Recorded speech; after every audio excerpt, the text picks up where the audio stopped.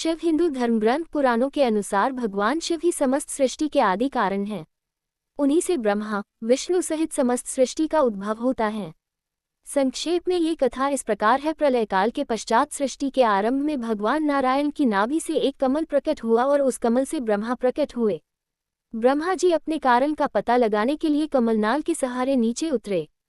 वहां उन्होंने शेषशायी भगवान नारायण को योग निद्रा में लीन देखा। उन्होंने भगवान नारायण को जगाकर पूछा, आप कौन हैं?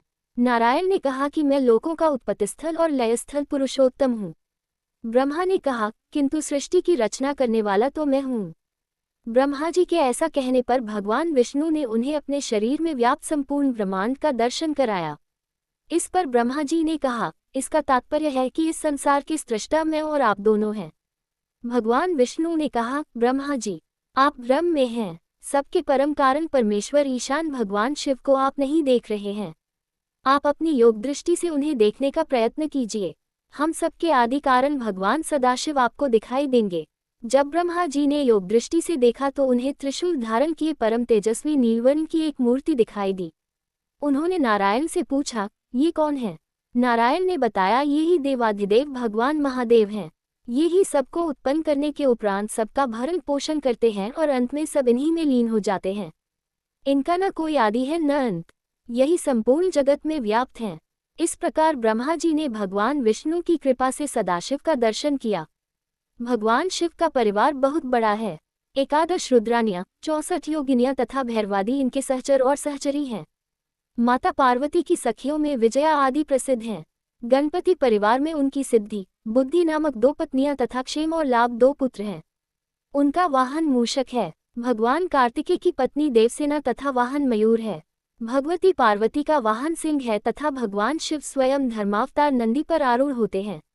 यद्यपि भगवान शिव सर्वत्र व्याप्त हैं, तथापि काशी और कैलाश ये 2 उनके मुख्य निवास स्थान कहे गए हैं।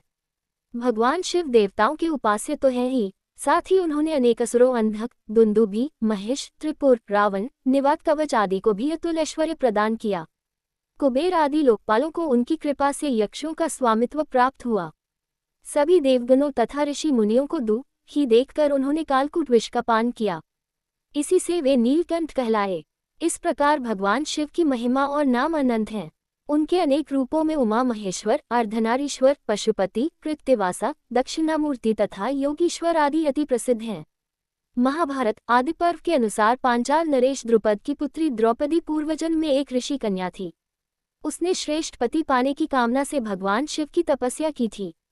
शंकर ने प्रसन्न होकर उसे वर देने की इच्छा की। उसने शंकर से 5 बार कहा कि वह सर्वगुण संपन्न पति चाहती है। शंकर जी ने कहा कि अगले जन्म में उसके 5 भरतवंशी पति होंगे, क्योंकि उसने पति पाने की कामना 5 बार दोहराई थी।